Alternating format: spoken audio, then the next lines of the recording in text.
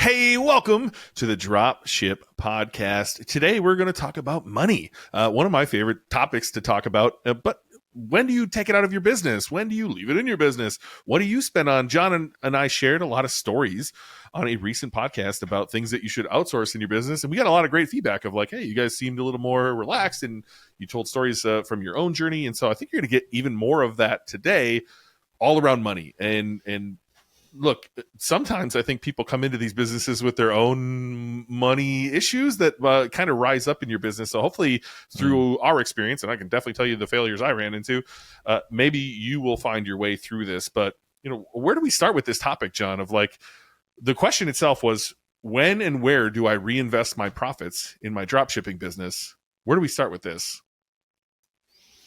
Well, you know, I think realistically, where you start with this is, and this was a lot of my problem in the beginning. I think with my first business, I wasn't very good at this, is actually understanding, you know, the financial aspect of your business, right? Like, do you have profit? How much profit do you have? Like, how predictable is your profit, right? And I think that's the first place people get this wrong, is they take out of their business things that aren't actually really in their business, right? Because they're not tracking their financials properly and they overextend themselves possibly.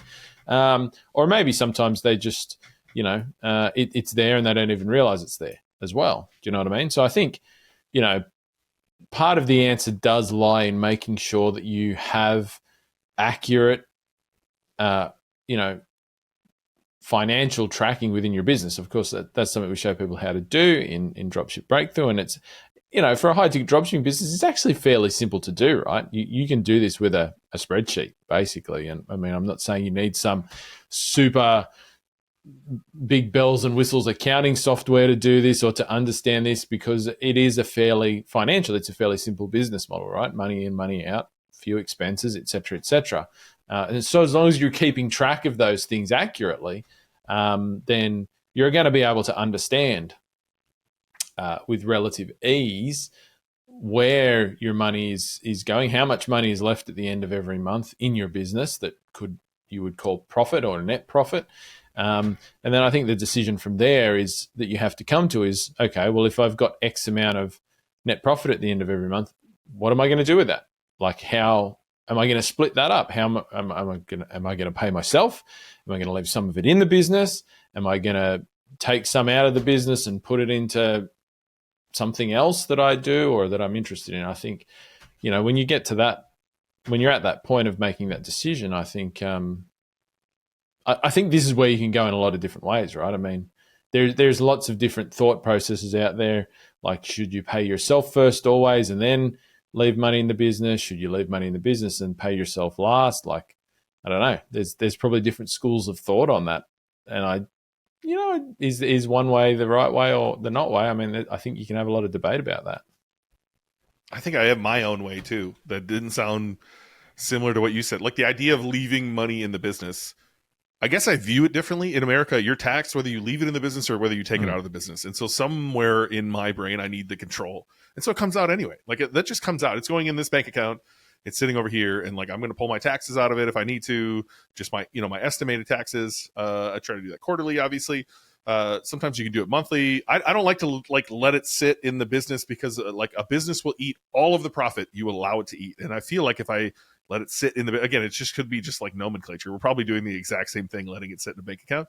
But I don't want to be tempted to spend it. And I think, going back to the mindset from the beginning, once you've determined that you do have money in your business, it's just like money in your wallet. Like I've actually got a full wallet right now. And I think growing up, if we had money, we spent it, right? Like there was we needed stuff.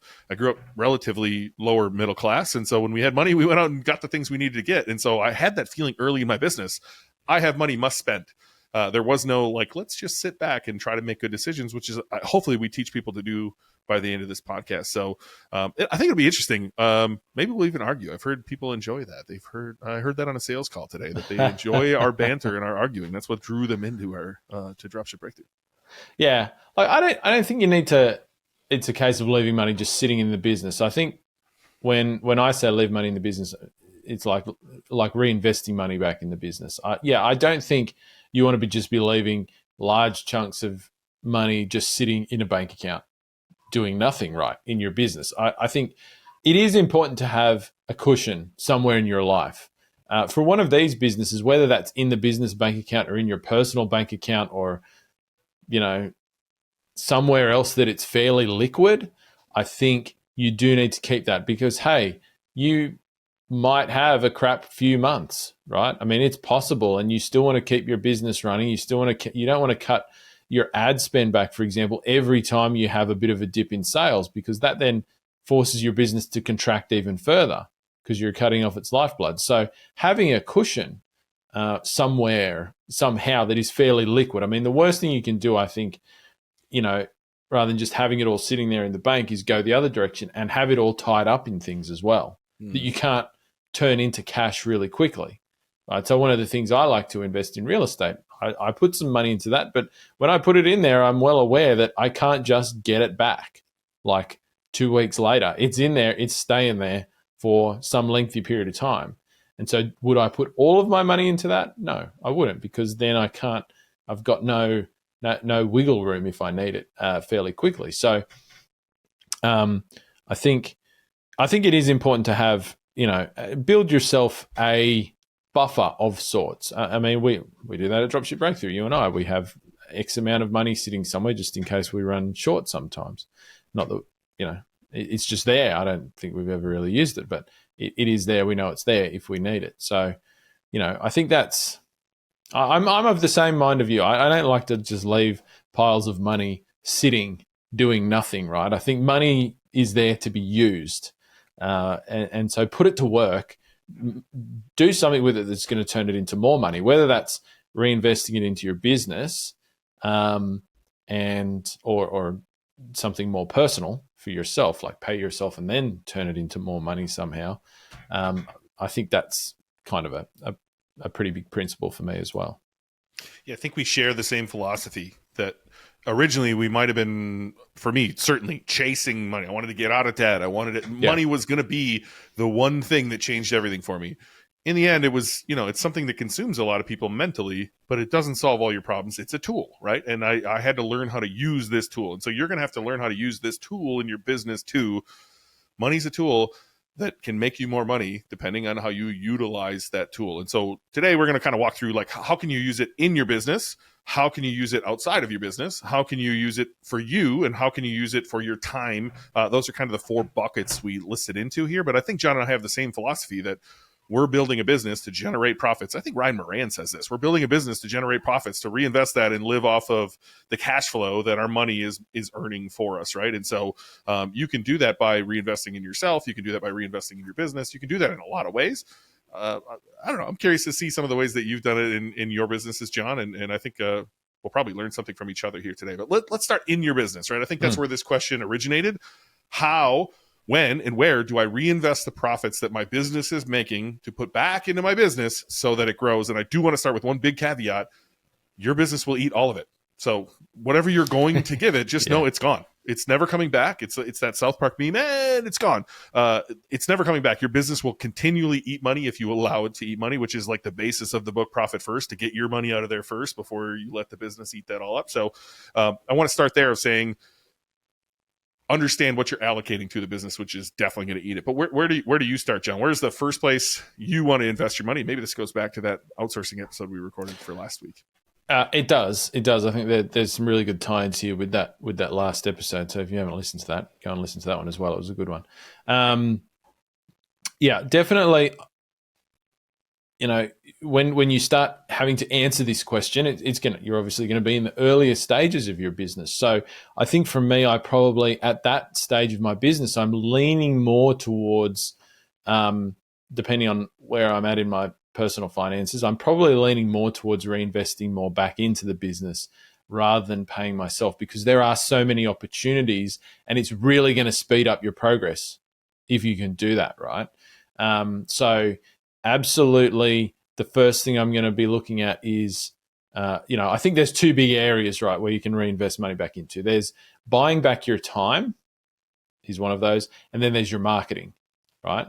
So buying back your time enables you to be more involved in the marketing of your business, which there's a lot of stuff in there that you can't outsource.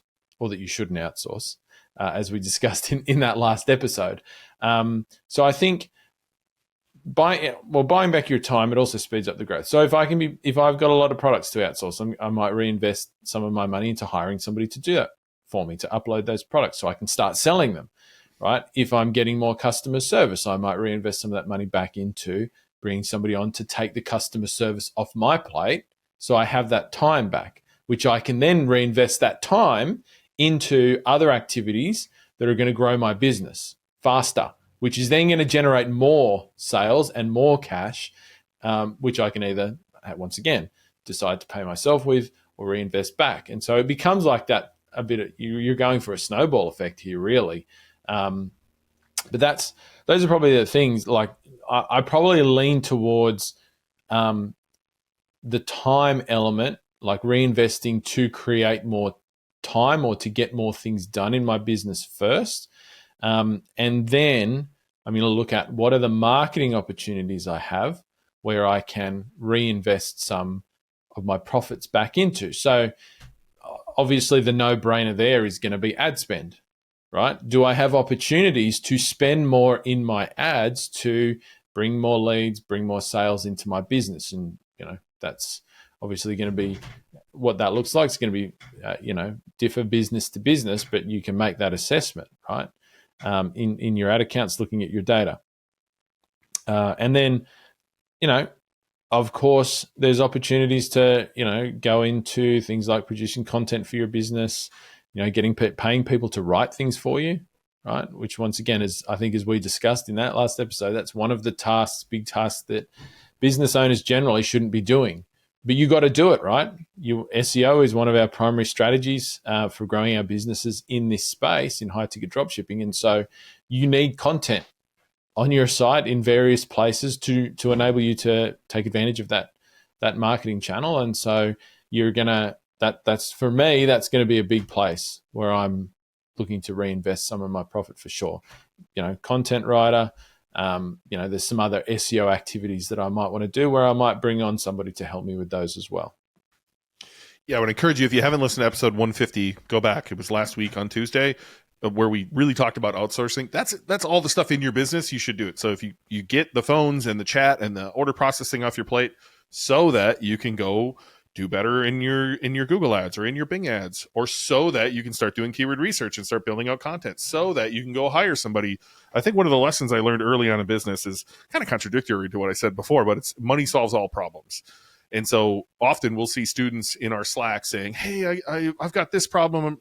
This supplier is doing X. I'm not sure if I should even carry them or do all this stuff, or I'm wondering if this is going to work. And I'm just like, go make a sale. Like, none of this matters until you make a sale, and then money will solve the problem. It'll either work or it won't work. And like, if you can make more sales, if you can decide, I'm going to put myself where the biggest levers are in the business, and that's going to be in your ads, that's going to be in your SEO, that's going to be in your marketing in general. If you can go put yourself there by buying back your time in other places, you're going to move the needle faster, as John said, and you're going to start this snowball of growth, which will make you more money, which you can allocate to more growth, which will make you more money. And it starts to become more of a game. And the more you can gamify this, the more fun it is, at least for me. I don't know. This is by far the most fun game I've ever played. So I think in your business is the easiest place. I think people are wondering, right? And I would reference that outsourcing podcast, because we kind of went through all the places that we would recommend. That's where we would start. And that probably not even everything we talked about is going to get you into 8 figures easily. I can reference a business I was part of where we didn't get to all of the things that we mentioned there, and we still got to 8 figures. And so, like, can you slowly get the pieces of the puzzle put together, not involving you, so you can grow while you focus on the biggest task in your business? Yep. Yeah, so, absolutely. And I think, you kind of go through cycles where, you're in the beginning, you want to invest if you can. Once again, I mean, people's financial situations will come into this to a certain extent, but if you can, you go through a cycle of investing more back into your business. And I think it kind of grows to a point, and you start getting that snowball effect where the amount that you can then pay yourself increases, because you don't need to put proportionately a greater and greater amount into the business growth stuff. There's periods, I think, where it can kind of maintain itself, right? You get those things. You get your customer service set up. You get those people set up doing that.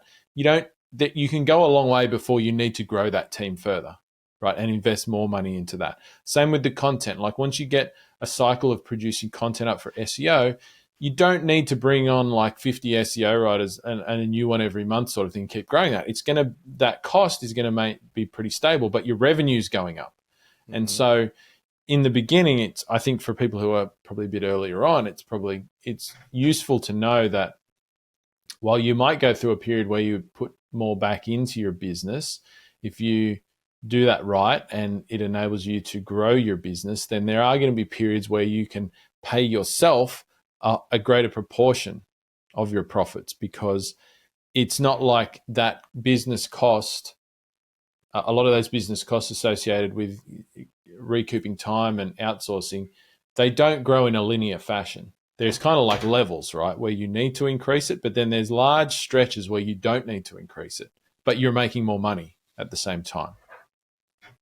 Yeah, I think there's only 3 ways to grow your business, right? Acquire new customers, increase the average order value, or increase your customers' frequency. So when we're high ticket dropshipping, you're probably not going to have a lot of frequency. You might have some things they buy. We definitely talked about that. We teach that in the course. But where can you spend your time? If you buy back the phone calls, so the phone calls and the order processing and chats out of there, you can go focus on acquiring new customers, whether that's through SEO or email marketing or your ads, or training that salesperson who's on the phone to acquire more customers on the phone for you. You can increase your average order value by doing order bumps or bundling products, or one other thing that we have on this list is bulk buying. So as you go along, you're going to start selling a lot of a few products. The 80-20 rule definitely applies here. There'll be a couple products that you sell more than you sell anything else. And let's say your margins are 30% on those, which is good. But you can call that supplier and say, hey, if I bought 50 of these from you, what would my margins look like? Or 10 of these from you, right? You don't need to be that big, 5, 10. They'll probably increase those margins if you're willing to take the stock, which you should be willing to do if your margins go up. If you need an introduction to a 3PL for this, hit me up. I have someone local here who would love to help people out, and they are very cheap, and they will take just a few products in-house. But this is where you can go in there and increase your average profit per order, not necessarily order value, but profit per order by bulk buying products, sending them to a 3PL and having the 3PL ship them out as you go. And again, you're going to need some certainty here. Are you selling a lot of the same product? Do you kind of know your forecast on that product? Could you move more if your margins are better? Could you run some sort of discount or offer now that you have a little more margin to move even more of those products? That's where I think there's an opportunity to spend this money in a way that will work for you. It'll return more money in the future. Yeah. But you have to be focusing on those levers, right? Those are the only 3 areas that matter in your business. And if you're not focusing on one of them, if you're worried about the color of the widget that's flickering in the right-hand corner of your website, rather than focusing on how you can acquire a new customer or increase your average order value or increase your customer's frequency, you're doing the wrong thing. And this is where you should buy back your time so that you can focus on those huge levers in your business. Yeah, definitely. I think, even it's either that, I think, bulk buying, or once again, down the track, identify opportunities to have your own product in that space. That's somewhere that you can reinvest, like actually get your own product manufactured by a manufacturer somewhere with your own brand on it. And, once again, you're going to unlock some margin there that's potentially very different to what you're used to, and is going to give you, once again, another kind of platform to access new levels of profit within your business. And maybe even allocate some to screwing around. And it just brought me to what I did this weekend. My wife was gone. I don't remember what she was doing. I was baked out of my mind, sitting on the couch watching Miss Rachel with my son. It was awesome. And I've had this idea to start a little business on the side. And so I spun it up while I'm sitting on the couch this weekend, and I ordered samples from China. And so have a screw around budget. It doesn't need to be that much. I spent $300 total this weekend spinning up a website and a domain and ordering samples of a product just for fun. And so can you have a little bit of fun in your business? And maybe that's paying for ChatGPT 4.0 so that you can go screw around in there and write some emails for yourself. Maybe that's, again, just ordering some samples of a product you're considering private labeling. Maybe that's ordering in bulk, whatever have some business fun money is like the last thing I would throw in there of investing in your business. Because if you're not smiling the whole time, if this is a grind and every day it's so much work, I'm never gonna get, it's not gonna be fun. Have some fun in your business. So I don't know, should I be sharing that that journey, John, it's an interesting product choice. I'll say that. Maybe I'll share that on somewhere else. I don't know. Yeah. We should. We want to hear about that. People want to hear about that. John's crazy ideas. We'll see what happens. I can't wait for them to show up here. They're getting shipped here, so we'll see what happens. All right, so that's inside your business. There are places outside of your business that you can put money to work to, and you should, right? So like at this point, you should have reinvested in your business so that it's growing. Hopefully you're taking money out of the business into your pocket, paying Uncle Sam, as we all are supposed to do, and also, living your life. At some point, that's going to get you out of your job or wherever you are to a place where you're sustainable. And eventually, if you continue working on this, you're going to have excess cash that you can invest outside of your business, invest in yourself, invest in your time, or maybe it's kind of a mixture as you grow, a little bit in your business, a little bit out of your business, a little bit on you, a little bit in your time. And so this next section is outside of your business. The very first note I wrote was Bitcoin. Obviously, we don't have to talk about cryptocurrency. We all know BK's fascination with Bitcoin, but like there's lots of places you can put your money to work where it's going to work for you. And as John said, it's probably someplace you're going to put it and just forget that it exists and let it grow. Right. So, there are markets that in history have returned 8% year over year over year over year.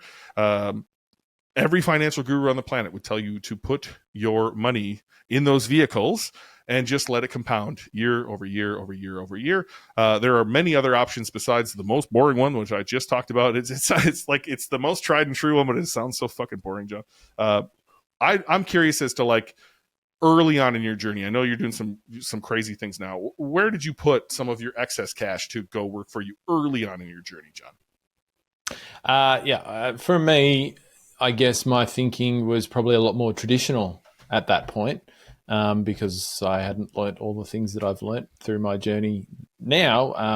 And I was already in it before I started business. And so that was real estate for me. So, me and my wife, we've had rental properties that, we make money off from the rentals. And so early on, I was definitely putting money into that space. Paying off some loans on some rental properties, and we bought a new one, which I actually renovated myself by hand as like as a bit of a side project. Flipped that one.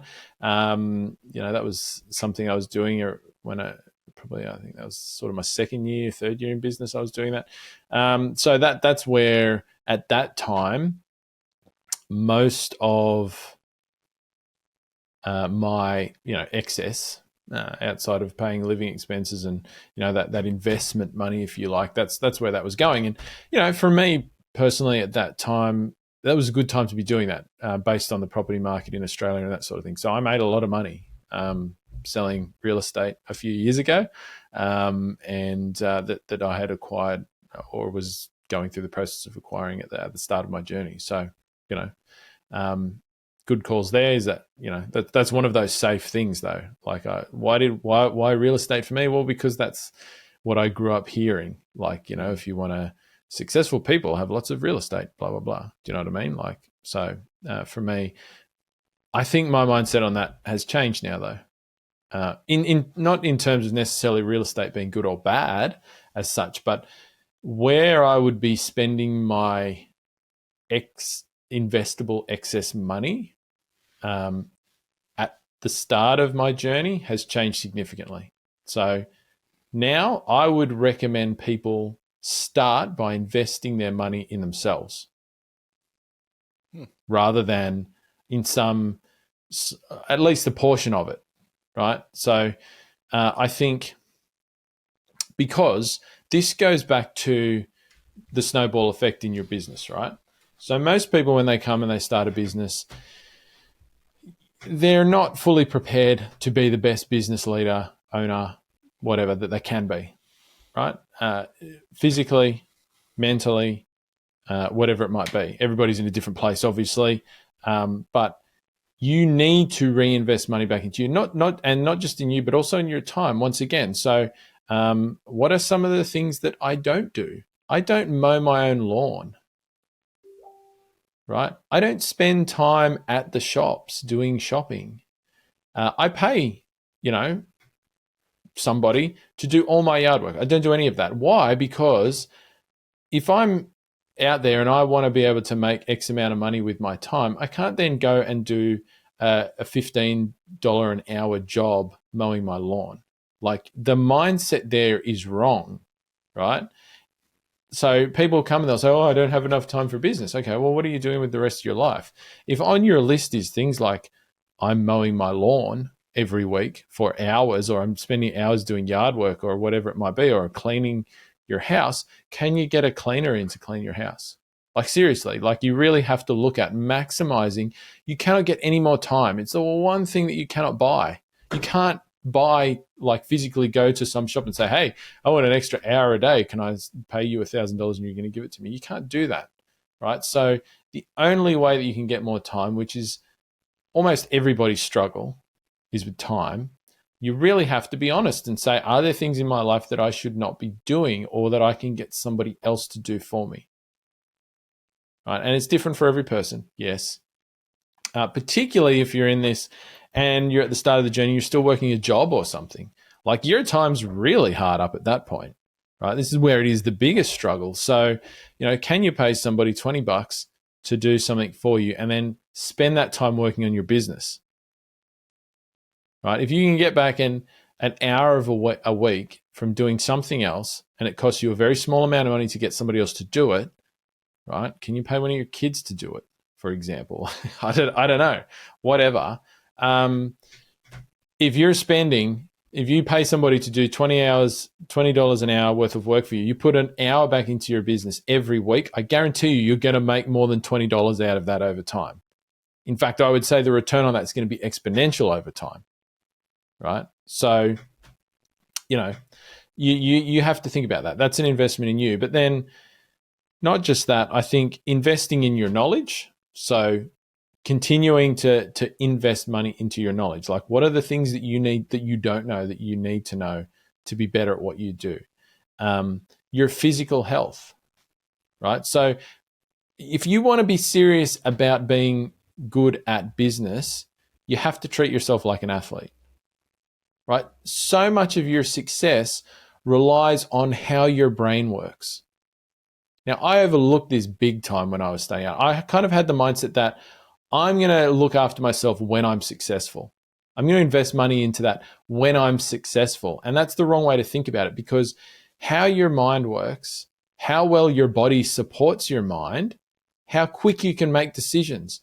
Like, do you have brain fog all the time? Do you find it really hard to focus, right? 100% that is tied back to, there's not some magical solution. You need to look after yourself better.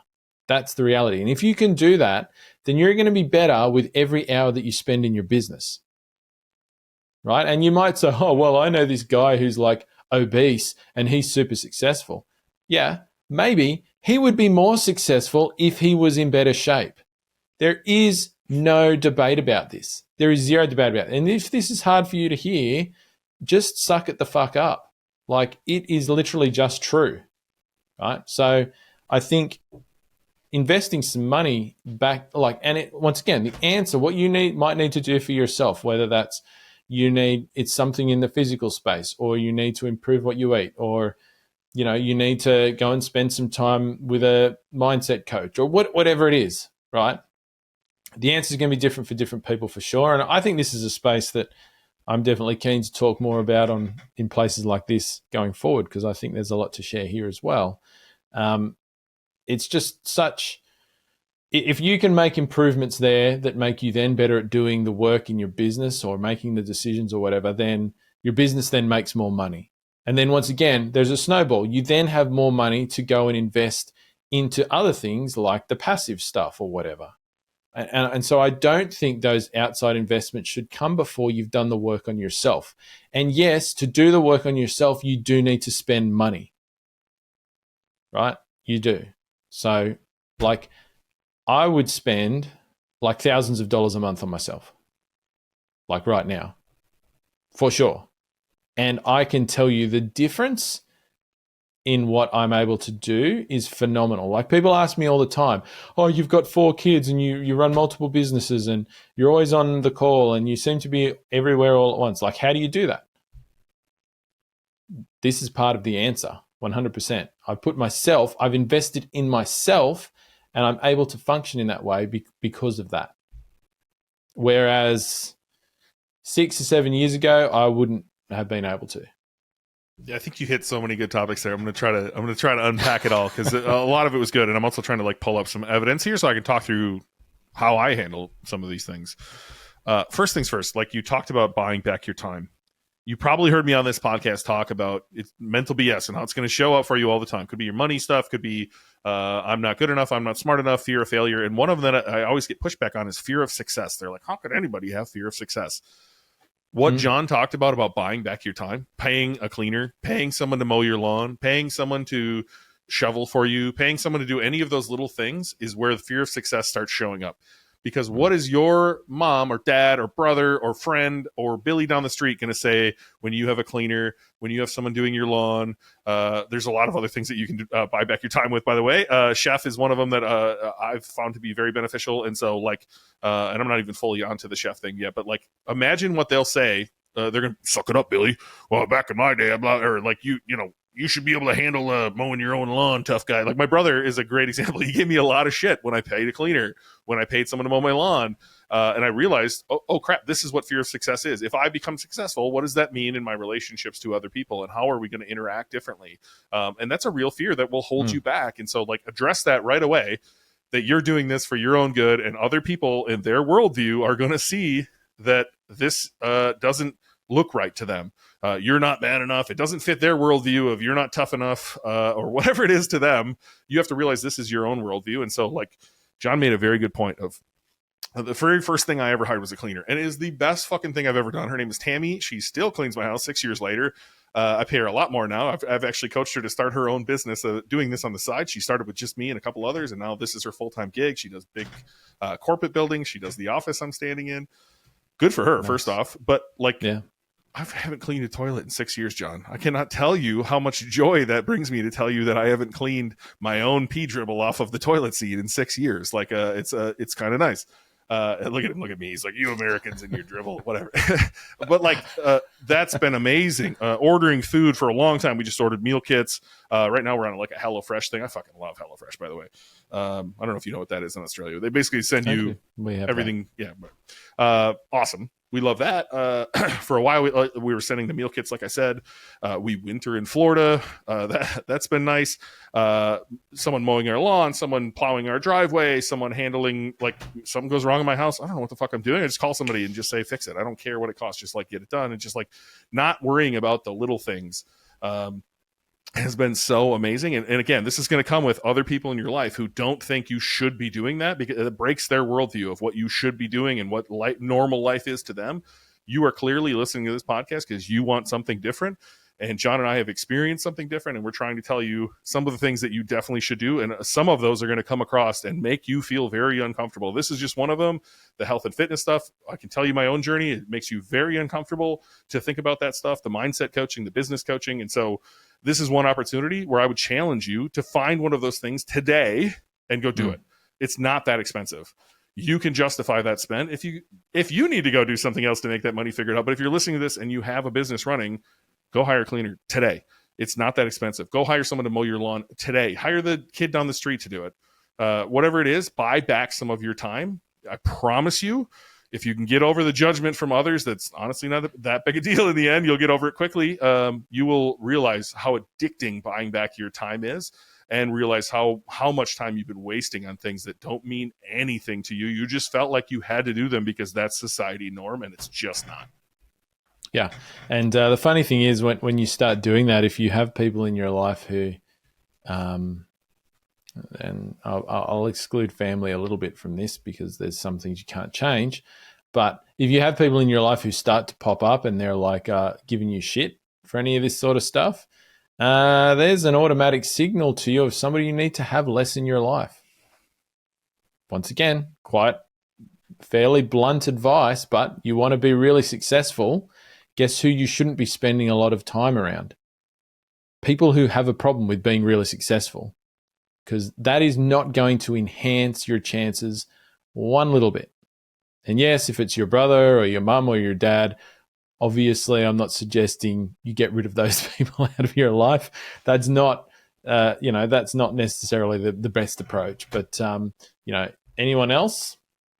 Man, for me, automatically, it's you're going down the chain, fella. Even family, sometimes you need a little space. Or Elliot framed this for me well. I was looking for a certain response from my dad, probably since I was a little kid, and just never getting it. No matter how successful I wasn't getting the, I'm proud of you, son, or whatever it is that, the child Ben inside of me needed. And he framed it as like a racist grandpa. So I don't know how many people listening to this have a racist grandpa, but I bet it's quite a few. And you're at the dinner table and racist grandpa says something really fucking racist. Do you guys immediately like argue with him or try to like bring him back to his senses, or you just go, that's grandpa, and you just kind of let it go, right? It's not worth your time. And so I would challenge you that if relationships start coming up where they're challenging you on what you want to do with your life, and it's family where you just can't exclude them, that you just laugh it off. You just realize this is who they are, this is their worldview, and your success actually breaks their worldview, and that's fine. And just laugh it off like it's racist grandpa, and move forward. And it's been challenging. I'm not going to say that's not a challenging thing to do, because it's something I've been really working on for years, but it's possible, and it's necessary for you to move forward in your growth. Absolutely. I like that one. Yeah. Elliot's the man. So I'll just jump to Elliot, right? So you went to health and fitness. We can dive into health and fitness. I have some thoughts. It's weird to have thoughts when you are the bigger guy. But I have some thoughts, as you can imagine. I'll give you my 10 cents. My 2 cents is free. But business coaching. I think business coaching and mindset coaching are two of the biggest, and masterminds have been three of the biggest things I've done, right? And they cost money, and you should be willing to invest this money, understanding the return that comes on it. So our live event is a great example, John. I think there's a lot of people waffling on coming to our live event. The return on your investment to come to this live event will be exponential from the relationships you build, from anything you learn from anyone on stage, but more so the relationships. The same thing happened to me at Masterminds. I met my current business partner, Leighton Taylor, who will be speaking at the event, at a mastermind, and he is now my business partner. I met Elliot, my mindset coach, at a mastermind, who recruited me to his mastermind, where I met some of the most amazing people I've ever met in the entire world. They are literally the best ever in the entire world. I got some stories I can't even tell on this podcast of some of the things people do or have done to me since those events. And just like, they're amazing. The people, the relationships, all worth the investment. And I want to be transparent with you. I paid $25,000 for that first mastermind for 1 year, where I met Leighton and I met a bunch of other people who are still some of my good friends to this day. I paid $15,000 for the next mastermind I was in. I paid $15,000 for 10 hours with Elliot Rowe. 10 hours, $15,000. He now charges $25,000 for 10 hours. You might look at that and be like, what? You paid $1,500? Like, that might break your own worldview of like, hey, I get $37 an hour at my tech job. Like, this is, or $50, whatever it is. That might break your frame. But the return on that, if Elliot can remove one thing from me, just the thing I talked about with my dad, if he can remove that from me so that I can move forward with other things, if he can remove the limit on me, that's worth the money in general. Let alone I'm literally a completely different person than I was, I think, 5 years ago, which is crazy. Just removing all of the anxiety and limiting beliefs and whatever else was in my head. And so mindset or masterminds, expensive, worth it. Business coaching, expensive, worth it. Mindset coaching, expensive, worth it. John and I charge a fair amount for our coaching, right? But it's worth it. 100% worth it. Like, I'm positive I can find you a keyword, or John can make a tweak in your ads, or we can both find a customer journey together for you that will blow your mind, right? And like, all of that stuff has a return, but for some reason it's got such a stigma to spending that money versus buying the new Nikes that came out, or getting a new car that you have $900 a month payments on nowadays, or buying a house that's too big for you. There's a lot of ways you spend money that you justify, where I think too many people push off investing in themselves that has an exponential return. Yeah. Or going and spending $200 on booze on a Friday night. Like, what the fuck? People don't even think about doing that. And it is, every time you do that, you're reducing your success in business. Every time. Like, I'm not even going to piss around the bush on this. And I'm saying that as somebody who has drunk a fuck ton of alcohol in my life. I'm not even going to lie about this. This was me every weekend. I would spend $1,000 on a weekend out, like multiple days, like party central, right? No doubt. For years when I was younger. I don't do that anymore. I could do that every weekend, right? Every weekend could Parties be would be cocaine even and bigger, hookers, right? man, for sure. But it's not, because if I did that, sooner or later, I'm going to just fail through every aspect of my life, including my business, right? 100%. So if that's you, like literally, you cannot complain about investing in other things or not having enough time or whatever if that's you right now. Like, and if you don't think about spending that amount of money on that sort of stuff, then you can't quibble about spending it on things that will actually grow your business if you're serious about growing your business, right? And it still blows my mind the relationship that we as people have with some things. But anyway, I don't want to judge people either, because just like you, John, I was that guy. I haven't drank in 13 years because I was such a moron when I drank. And so, like, I was that guy. So I don't want to judge anyone who's there, but you can change. And you might be saying, well, what drives you now? For me, what drives me is I can tell that my potential is up here and I haven't reached it yet. And I will do anything it takes to get to my potential, so that I'm not laying on my deathbed later in life going, oh, I wish I would have done that. Or, if I would have tried at this, I would have been great. That's all bullshit. I want to reach that right now. And I'm only going to do that by getting healthy. There's a reason, Elliot convinced me to hire a personal trainer so that I'm held accountable, so that I show up there. That's another way to buy accountability, I think, is another thing you can do with your money. I think health and fitness is important. I think business coaching is important. I think the mindset stuff to elevating yourself to another level is important, and being around other people who aspire to be great is important. And you're not going to find that sitting on your couch in, bumfuck Alabama. You're just not going to find that. You likely aren't going to find that in your friend group or your family group. You're going to have to go outside of yourself to find other high achievers. And we exist. When you meet someone who is another high achiever just like you, you're gonna be drawn together like magnets, and you're going to be like, oh, you think differently. Like, I encourage you to find those people, and it might just be on a podcast that you find them first. So ingest everything that you hear from those people, whether it's John and myself, or I can give you 50 others where it's those people are high achievers, and ingest all of that, surround yourself with all of that, and change your mindset and change your view on life of what is possible. And then you too might be scared of not reaching your potential and laying on your deathbed with big regrets.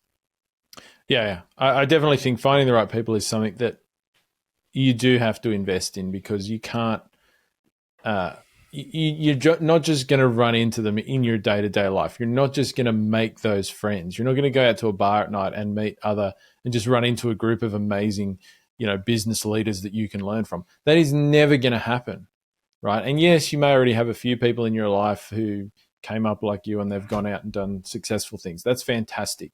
But like for most people, and once again, in my case particularly, like, I've never met anybody else who does anything remotely like I do in my personal life. It's just never happened. So the only time I've come across those people is when I've attended something that I've paid to be at. Like that's how you and I met face to face for the first time. And, we've gone on to make a lot of money together. Wouldn't have happened if I didn't spend a bit of money in the first instance. And what's the return on that been? I don't know, like 500,000%. I don't know, like it's a lot. The percentage return on me going and putting myself at that event, at a time when that probably felt like a big deal. It's hard to remember that was quite a few years ago now, but I'm pretty sure that felt like a pretty big deal. It was an international trip for me to be at that place, right, where we met face to face. And so, but yeah, the return on that is just it's kind of almost unquantifiable. Here's the hard part. Like, you just nailed it. You could not have told me the return I was going to get, right? So I think we're running into this selling our live event too. How do we show you what you're going to get out of this? We can't. So I'll go back in my own experience. I put the first business conference I went to on a credit card that barely had any room. I was $40,000 in consumer debt, and it ended up bringing me my next 2 business partners, actually my next 4 business partners, selling my first business. Like, the returns on that were unbelievable, right? The next one I went to was where I met John. I had no idea what was going to happen when I went there. Turns out John and I met face to face. Our friendship got even tighter, which led us to being on this podcast right now. The other ones, I paid for a mastermind thinking my partnership that I was in was going to pay for it. And right before I left, they were like, yeah, we're not going to pay for it. So I had to put it on my own card, didn't have the money, showed up there. That's where I met Elliot, and Elliot has literally changed my world. And so, could not have told you that. I didn't think I was going there to learn business stuff. I wanted to like learn how to make more money in my business. I ended up crying for 3 days. Didn't know I needed that either. Just like dealing with the limiting beliefs and the stinky fish, as George called them when we were there. And so, and then, quick plug for a podcast that I haven't recorded. I don't even know the last time I recorded one of these. September 28th, maybe 2021. So we're going on 2 years that I haven't recorded the BK show. But if you go to thebkshow.com or search the BK show on your podcast app, every single person in there, with the exception of maybe one or two, I met at a mastermind. And literally going through, like Kayvon, my favorite person I met at that very first mastermind. Elliot picked me and him out of the room. He's the best salesperson in the world. Brian Angel met at an event. I don't even remember which event that was. Digital marketers event in California. Met Brian there. We became best friends, became business partners. We acquired some brands in our dropshipping business. Go back and check out his episode way back in the archives of the Dropship podcast here if you want to hear Brian Angel's story. And I'm not going to go through all of these. Elliot's on there. Your friend John Warren's on there. But all of these people that are on this podcast, I met at events. And it's because I went out of my comfort zone and paid money to be somewhere I didn't think I belonged, for sure. There was a lot of imposter syndrome at every single one of these, but I went there. Turns out I did belong in the room. I did belong with those people. Those were my people. And I started to realize who I was by going to these events and realizing that, I always felt like I didn't belong in the little town I was in. I definitely felt like I didn't belong in school. School seems so stupid. And then I go to these events and I start meeting my people and start realizing that, as weird as I've been told I am, that's my superpower. And that being weird is fucking awesome. And then I met another weirdo named John, and we talked for a long time, and we realized we're both fucking weirdos, and that we kind of get along. And I love investing in myself, and it hasn't been cheap. I've been trying to pull up this spreadsheet the whole time we've been talking because I want to give you a tangible figure of what I've paid in the last couple of years investing in myself, and it is a ginormous number. It's a huge number. And I'm not afraid to say it. I had a very big exit 3-4 years ago, and I spent I want to say 10 to 20% of that on myself, with zero regrets, including buying some of that same stuff for my wife. She's going through the same thing with one of Elliot's proteges, and just like, it's been life changing. I bought that for my employee out here. I bought 10 sessions with Elliot's protege. I bought that for a second employee just recently who's working with Elliot's employee, who might come to our event, by the way. Her name is Valentina. It'd be very cool to see her there. And just the change I've been able to make myself and bring to others in the world by investing in myself. You can't put a dollar figure on it, even though I can literally put a dollar figure on, and the return on it, which has been insane. I can't put a dollar figure on the change it's made in my life. Yeah, absolutely. I mean, to me, this stuff actually, honestly, is so much more interesting than the other things you can do with your money. At this point in my life, like, I just find it's absolutely fascinating, and the difference that it makes, I think, is so significant to and not even just the money you make, just your happiness in general. Like, the work that I put in to myself has just, even if I wasn't making more money, right, I'm just a happier person, like significantly happier and more comfortable and all of that sort of thing. And ultimately, what's the goal here? Like what's the end goal with all of the money and the time and all blah, blah, blah, all that stuff we talk about? It's really, how do you feel just sitting here? Are you happy? Are you not happy? Like, really, that's it, right? Isn't that what we're all really aiming for? To just be able to sit there and go, fuck, I'm happy. Tom Bilyeu says the purpose of life is how you feel about yourself when you're by yourself. And I could not agree more. Yep. If you can sit in silence today for 5 minutes and be happy, you fucking won the game. Yeah, totally. I think that's so true. And like I've no doubt got, it's a never ending journey, right? There's always improvements to make, but just thinking about now compared to, 7-8 years ago when I started, the difference is profound. And it's not directly because of the business success. It's just, I don't sit here and think, I've had some business success, so I'm happy. right? It's a combination of all of those things together, just for the general sense, you know. So I think the business success in and of itself, if I didn't do all the other things, invest in myself in all the other ways that I have done, which are some of which different to you. And once again, it's a personal journey, right? Everybody's a little bit different. But if I hadn't done that and I just had the business success, I would not feel as comfortable as I do today. I don't think at all, because my mind just would not work the way it does now, which is, yeah, it's such a massive thing. I think a lot of people listening to this can't get past that first hurdle, which is the money. I remember being in that position, living paycheck to paycheck, wondering where the next thing's going to come from. Need to build this business. It has to work. This is going to sound wrong to you when you hear this, likely, but the money's the easy part. Like the journey that you do through yourself, removing mindset things and growing as a human is the greatest journey you're going to go on. And the money's actually the easy part. And it only gets easier the more you work on yourself. And so, you know, I encourage you, if you haven't started yet, and this sounds like fun, come join us inside of Dropship Breakthru. Build your business so that you can generate the cash flow that you can spend in a way that you feel appropriate to invest in yourself or in your business or in your family or in whatever you choose to invest it in. Design your own life. You're not going to be able to do that working 9 to 5 and hoping someday you get to retire at 60 and then get to do it. You can do this today. You just have to get started.